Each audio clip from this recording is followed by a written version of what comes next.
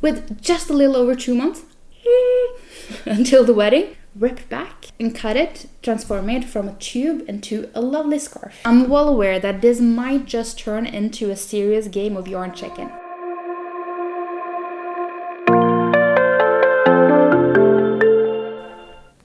Hi and welcome back to my knitting podcast. We're already on the second episode. Hope you are enjoying it as much as I am. I am Mari and I'm a knitter and maker based in beautiful Bergen. Here I sew, knit and create garments that brings me joy and fit seamlessly into my life. For me, patterns are more like suggestions than strictly rules. I love tweaking them, adding my own touches and making each piece uniquely mine. In this podcast, I want to share my projects, my creative process, and hopefully inspire you to experiment with your own knitting. Maybe even step outside the pattern and make something that is truly your own.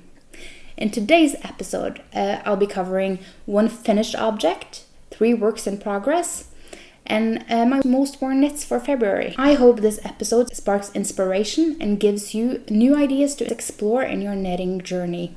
So, grab your needles, a cozy cup of something warm, and let's dive in. Let's start with what I'm wearing. Today I'm wearing one of my absolute favorite knits.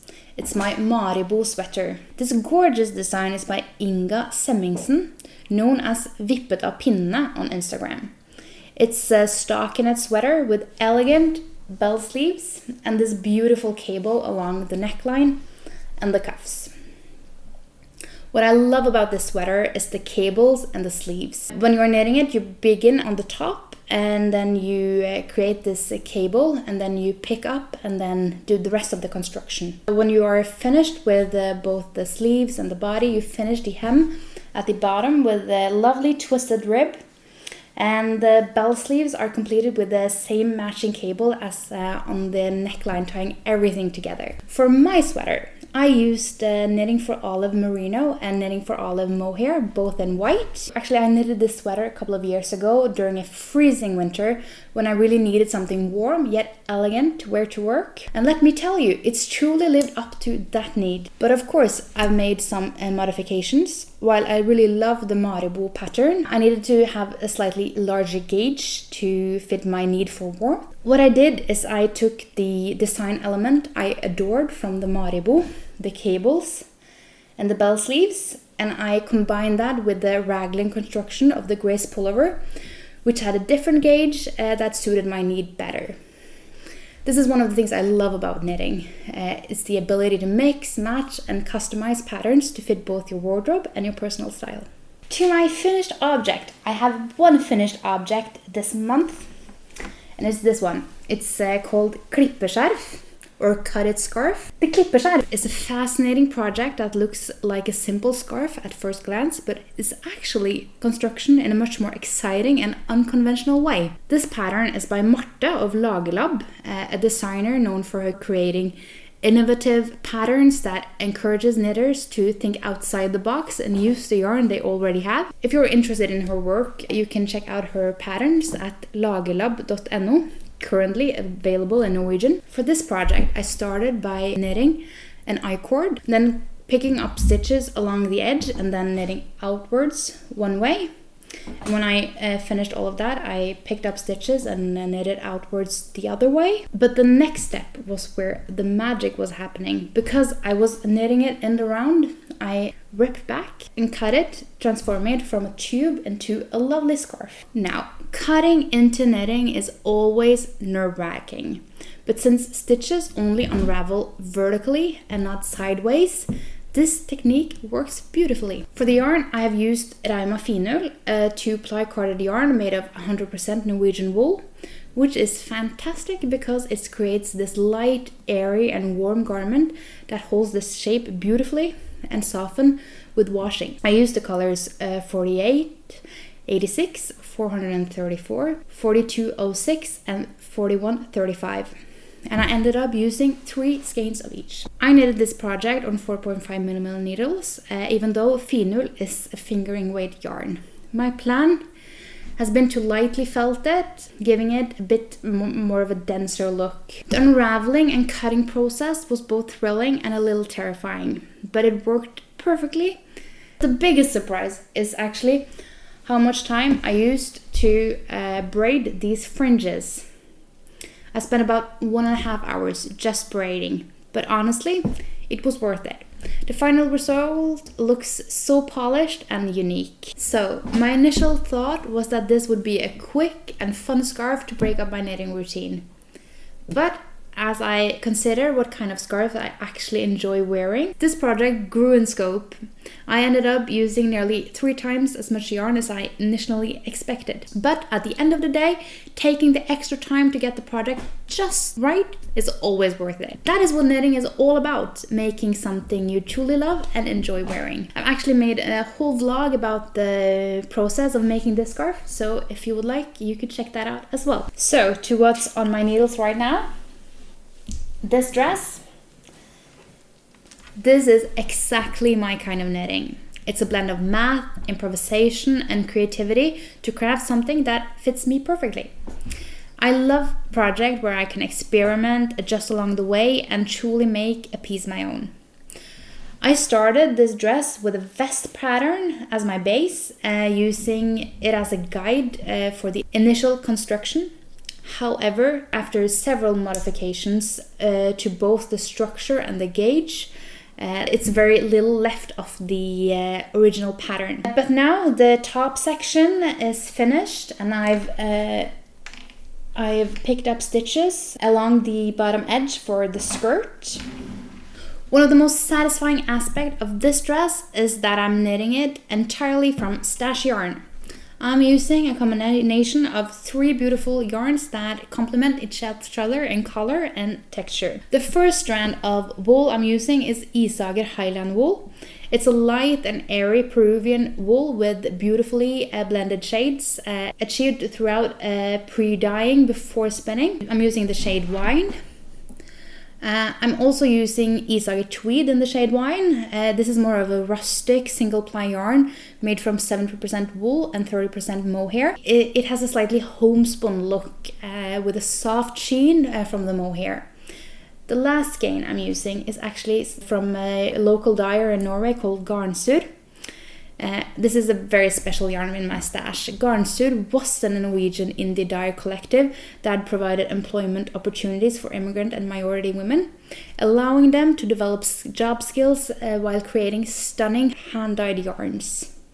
I feel incredibly lucky to still have some of this yarn in my collection. And now it's becoming this beautiful dress. Since I aim to create a long and quite airy dress, I'm knitting on 6mm needles, giving me a gauge of about 13 stitches per 10 centimeters. To ensure a comfortable hip over my quite pear-shaped body, I've done some calculation to determine how much I need to increase to make room for my hips. And I've actually decided to increase all of 40 centimeters for my hips, which with my gauge translates into 22 stitches. I'm spacing the increases evenly across 6 points, working 4 increase rounds for the first 20 centimeters of the skirt. So I'm done with all the increases, so let's take a look at the fit at the moment. I'm really happy where this is right now. I know the ribbing will make the vest a bit tighter and a bit shorter, but I think that will be good. I think I have increased the right amount for the hips. It's what I need to feel comfortable. But I am unsure if that will make the skirt a bit too wide for the look I'm going for. So I'm considering decreasing a bit again after the hips, but we'll see what I end up with. To add an interesting detail, I've decided to continue the ribbing from the bodice down the sides of the skirt. I think this will create a cool visual effect, while also providing a bit of structure to the fabric. My hope is to have enough yarn to knit a full-length dress that actually reaches down about to my ankles. I have a plan to incorporate side splits for added movement and a slightly more modern feel. I'm well aware that this might just turn into a serious game of yarn chicken. I need to carefully manage my yarn usage to make sure I don't run out before I reach the intended length, or at least length I will be happy with.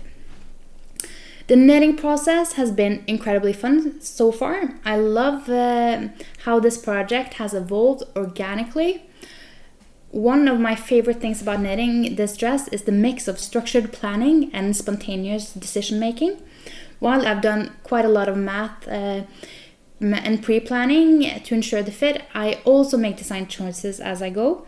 This balance between precision and creativity makes knitting such a rewarding process. Now, the big question is, will I have enough yarn? I'm keeping my fingers crossed that I don't have to make any last-minute modifications. But either way, I know this project will be a one-of-a-kind piece that I'll love wearing. Now, for perhaps the most important project of the year. I'm knitting my own wedding dress. I'm getting married in May, and the idea of creating a hand-knitted gown has taken up quite a lot of my creative headspace the past couple of weeks. I am designing a mermaid silhouette dress inspired by Kutavakika's knitted dress, blending intricate lacework with the soft flowing structure that knitted fabric naturally creates. Right now, I'm deep into skirt knitting, which is a beautiful combination of lace motifs. I mixed a few patterns I love, some rows of Camilla Vad's Magnolia lace motifs paired with dahlia leaves from Lene Holmes Samsø's design.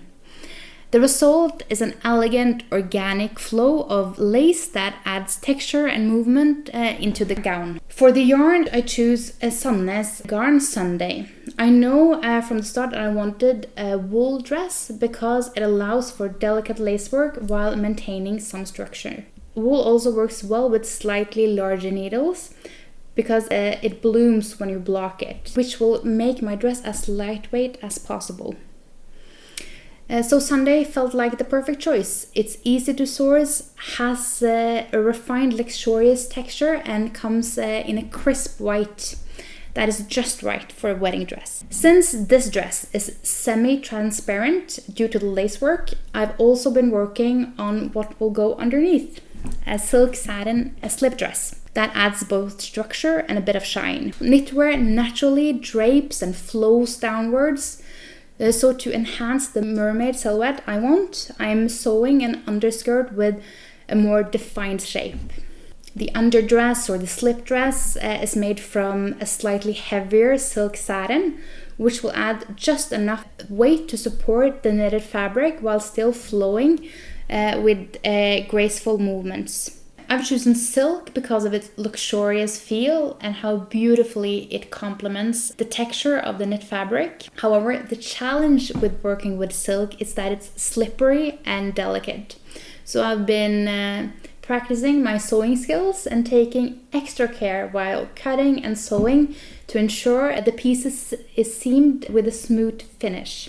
To achieve the mermaid silhouette, the slip dress has a defined shape, but it's actually slightly narrower than the knitted skirt on the dress.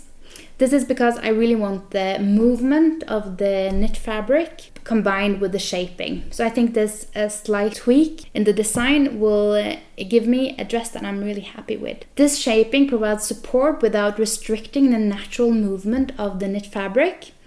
I want to retain the gentle flow and softness of the knitted lace, so I'm making sure the slip dress doesn't overpower the movement of the outer layer. I'm also considering adding some light boning just to get even more structure around the waist and bodice, but that's a project for the coming weeks. At this point, I'm satisfied with the pattern of the skirt, so now it's all about putting in the work. Even though this month has mostly been focused on sewing, I've made some progress on the skirt. Down here at the hem of the skirt, let me tell you, there is a lot of stitches. Right now, I have just about 600 stitches per round, and I've completed about 5 centimeters of hem knitting. My plan is to knit about 3 centimeters more in stockinette, and then finished with 3 centimeters of double knitting for a polished, structured hem. At this point, Each centimeter is a serious commitment with this many stitches, but I know the end result will be worth it. Because this is such a big and somewhat repetitive project, and I'm working against a timeline, I need to be strategic about my process. My approach is to switch between different parts of the dress so I don't get burned out. If I feel stuck on one section, I'll pick up another and keep moving forward without losing momentum. So now my plan is actually to cast on the bodice while still working on the hem. And I plan to do that very soon. The bodice will feature a contiguous shoulders, which will create a seamless, well-fitted structure and add a slightly open neckline both in the front and in the back for a touch of elegance. That seems to suit today, don't it? I also want to include a lace panel on the torso to mirror the delicate details of the skirt. I envision a subtle puffed sleeve for the shoulders, adding a soft romantic element to the overall design. Combining the lace structure and gentle volume will create a balanced and ethereal final look, I hope. With just a little over 2 months until the wedding, this project is about to become my main knitting focus. There's still a long way to go, but I'm excited and slightly terrified to see how it all will come together. The last project on my needles is the Dori Vest. This vest is constructed top down, starting at the back panel, incorporating increases along the shoulders. After I've knit the front piece, I will pick up stitches and do the front panel, and then at the end, pick up stitches along the neckline and the armholes to create a clean ribbed edge that frames the vest beautifully. The pattern suggests 4.5mm needles, but since I tend to knit loosely, I've opted for 4mm needles to ensure a denser, more structured fabric. For the yarn, I'm using Rauma Fivel, a 2-ply carded yarn spun from the finest Norwegian lamb's wool. It's known for its incredible balance. It's light, airy, and warm with a quite rustic woolly texture. It's softened with wear and washing, but if you have wool sensitivities, it's something to keep in mind. Each skein has 175 meters per 50 grams, and I'm knitting in the color 09. It's a deep navy blue that is both classic and versatile. I initially thought this would be a quick knit, but I may have been a bit optimistic.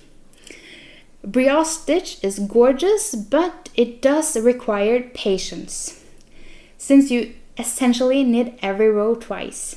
So my progress here is a bit slower than I hoped for. That said, I'm almost finished with the back piece, and I love how the fabric is turning out. The depth and squishiness of the brioche stitch make this a truly satisfying knit. Plus, after focusing so much on the big white dress, it's been refreshing to have a smaller side project to switch to when I need a break. Even though this vest is taking a little longer than I thought, I'm really enjoying the process. And I can't wait to see how it all comes together. For my Knits and You segment at the end of the episode, I want to dedicate it to the pieces I've been wearing the most the past month. My knitting philosophy is all about creating garments that I use often, even if that means adopting and modifying patterns to better suit my needs. I find that being intentional about what I knit ensures that my handmade wardrobe is both practical and well loved. Tracking which pieces gets the most wear also helps me refine my future knitting projects. Some knits become everyday staples, while others don't see as much use as I expected. But sharing this segment, I hope to give you a glimpse into my daily life and my evolving relationship with handmade clothing, and hopefully some inspiration for your own knitting projects. So both January and February has been cold and wet. My Josie Hood has been an absolute lifesaver. It's kept my neck warm, protected my ears from chilly winds, and saved my hair from unexpected rain and snow showers. I recently finished this project, and it's already proving to be one of my most used knits. The Josie Hood is a fusion of a cozy hood and a soft scarf, offering both warmth and versatility. Worn with the hood down, it functions as a beautiful draped scarf with a delicate I-cord tie. With the whole hood up, it provides full coverage for my head and ears, making it the perfect alternative to a beanie. The pattern is designed by Kristen Nørgaard of Norwegian Knitters, and I immediately fell in love with the elegant yet functional design. For this project, I've chosen a luxurious yarn pairing. It's the Isager Alpaca 1, an ultra-thin, fine 2-ply yarn with 400 meters per 50 grams. And I also use Isager Öko Baby, which is 68% baby alpaca and 32% organic Prima cotton. This is a soft and slightly structured yarn with 150 meters per 50 grams. I knit my hood on 4.5 millimeter Chaigu needles instead of the recommended 5 millimeters, since I tend to knit loosely and I wanted to maintain the right gauge. The construction was a joy to work through. It begins at the top and is knit downwards with stitches picked up along the edges of the top, and then increases are done, making it the transition from a hood into a scarf. I don't often wear beanies, so this hood scarf has been an attempt to creating a stylish alternative, and it was important that it looked beautiful both with the hood up and the hood down. And I love how it works both as a regular scarf and a functional hood, making it easy to grab on the go for some unexpected weather. We are still in the cold and wet part of the year, so cozy layers are essential. And since I've just finished it, I've really been grabbing and reaching for my Klippe skjerf. This has been such a fun and innovative project, and I've already become incredibly fond of it. It's perfect for building up my neck on a chilly day, and I also love wearing it at work. My office tends to be a little colder than I prefer, so this scarf provides the right amount of warmth over my shoulder. It's a lovely wear with the perfect balance of structure and softness, and it has become one of my favorite accessories already. This month I've also been loving an old favorite, the Grace pullover. This green beauty has been in my wardrobe for a while, but it was looking a little tired. So a few weeks ago I gave it a much needed de-pilling session. And now it feels brand new again. Sometimes taking a little extra time to care for your knits makes all the difference in how much I enjoy wearing them. The Grace pullover comes from Line Magazine 8, and it's a modern take on the classic cable front sweater. While traditional cable sweaters often have a more fitted shape, this design features a boxy and semi-cropped silhouette with a mock neck for a cozy feel, a slight dolman sleeve that creates a relaxed and effortless drape, an essential cable panel that runs from the neckline all the way down to the hem. The pullover is knit seamlessly from the top down, with raglan increasing, shaping the yoke and sleeves. The cable pattern is simple yet striking, and it's designed to be knit without a cable needle, making it a great introduction to cables for new knitters. I truly think this is a perfect beginner-friendly project for anyone looking to try cables. With a gauge of 11 stitches per 10 centimeters, it knits up very quickly, and the raglan construction is straightforward and intuitive. For my version, I've used Hillesvåg Sølje, held double in 2 shades, both a grass green and an olive green. Holding 2 nearly identical shades together creates a subtle marled effect, adding a layer of depth and dimension in the fabric. Sølje is a Norwegian pelsull or a long wool yarn spun from Norwegian pelsau or pelt sheep. The hairs give the yarn a natural sheen, which I think looks particularly stunning.